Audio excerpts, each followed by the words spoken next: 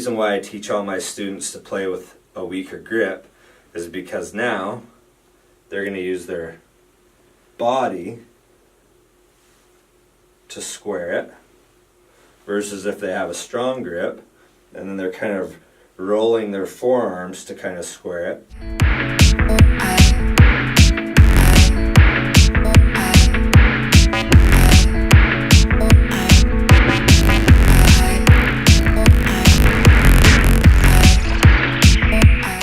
Who's to say which grip's the best grip? Because you have players playing at high levels with every single grip. I mean, one of the best ball strikers ever, Mo Norman, used a 10-finger grip.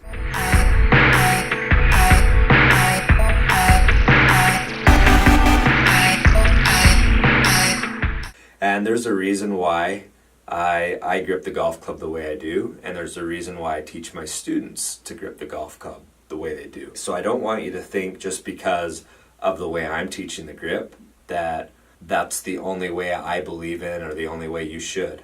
But I'm going to explain to you exactly why I grip it this way. I'm going to explain it why I teach to grip it this way, and I'm going to explain to you what you're going to benefit from it. Okay, so we're going to be talking about how to grip it. You can either interlock it or you can overlap it.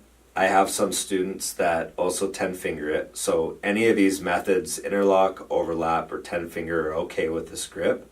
I personally overlap. Someone told me that I was going to feel more powerful this way when I was a kid, so I taught myself to do it. So if you're not comfortable with a grip, go ahead and do an overlap one. If you're already comfortable with interlocking, then keep it. If you're comfortable this way, I will say with the 10-finger grip, though, if you do have that one, try not to let your hands get too far apart. Try to keep them close together as possible. That's the only thing that I'd work on with the 10-finger grip.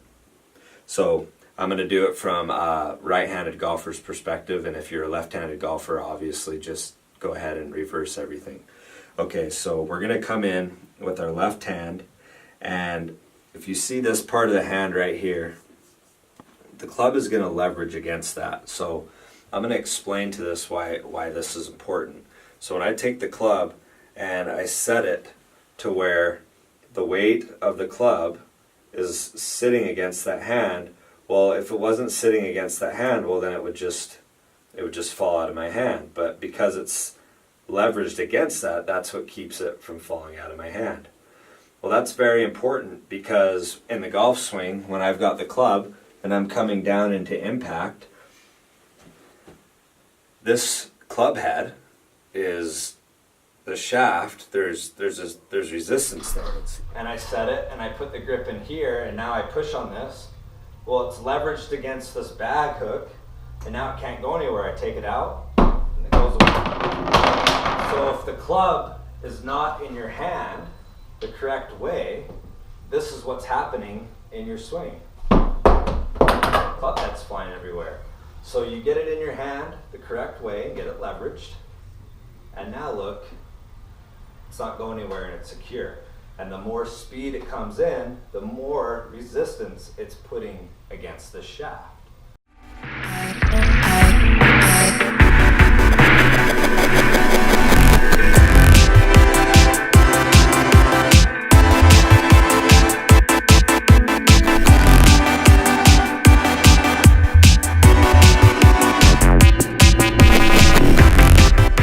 Considering the ball is down on the ground and the club's coming from up here, that weight is going to be wanting to go down to the ground, inevitably. I mean, that's why a lot of us take divots, is the club's going into the ground. It takes a divot. Now some of us hit the ball without taking a divot, but that still doesn't mean that the weight of the club isn't wanting to go down. Let's just say that applying that resistance to the shaft isn't of any importance to you.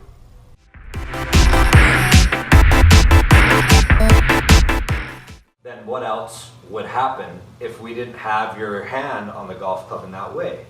So if you didn't have your hand in that golf club in your way, it wouldn't apply resistance to the shaft. But also what it would do is there would be nothing to stop the club from basically moving in your hand.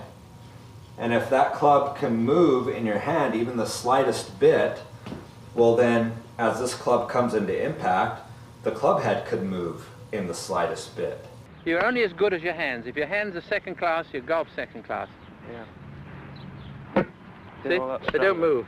Yeah. Palmer and Nicholas and those boys, they can hit shot after shot without the club moving in their hands, you see. Well, I've got a long way to go to get hands like those. Yeah, well, it takes a while. Just 40 years I've been at it. How many of your shots were not on line or not struck solidly because the club head moved slightly in your hand as the club was going into impact? Versus how many shots were hit unsolidly or offline based on where your swing was out? So how do you monitor that? Well, if you have your hand on the golf club in a certain way to prevent a certain thing, you can eliminate that as one of the problems. Do you understand what I'm talking about adding pressure and resistance to the shaft? Is if you have the golf club leveraged against this part of your lead hand, and you know that it's there, and you know why you're putting it there, and you know that that's going to allow the club head and the shaft to go against something that's going to add some stabilization to this through impact. The reason you're hitting some of your shots unsolid or offline is probably not due to unstabilization of the face through impact, because you're holding it in your lead hand in such a way that you're leveraging it and you know that it's not moving in the hand.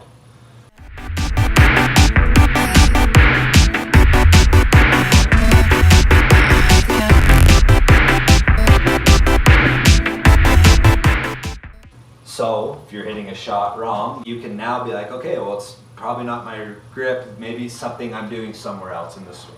So on basic fundamental terms, like that's why I teach to put the club in the hand that way, because it's one way of being like, okay, we've got the club contained in this hand in a way that's going to help us relieve stabilization. It's a certain way we can do it, so it's something. If my student says I'm hitting it bad, I say, how's your grip? They're like, grip's great, because they know as long as they've got this leverage point and their hand's on there correctly, they've got the back of their hand square to this club face, which if you apply that part of the hand on there, it's pretty much going to line up like that. They're like, no, the grip's good. I know, because I've got that leverage point there. Okay, good. Now let's move on to something else. If they're like, oh, I don't know, I'm just kind of grabbing it. I'm like, okay, well, it's probably your grip. Well, it's not my grip. Well, it could be, you know what I mean? So there's the problem.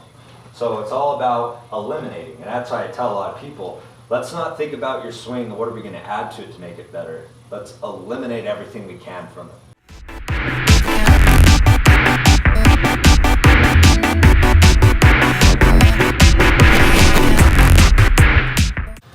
And there you go. That is a more detailed understanding and look into why we grip the club the way we do, and the untold secret to perfect impact.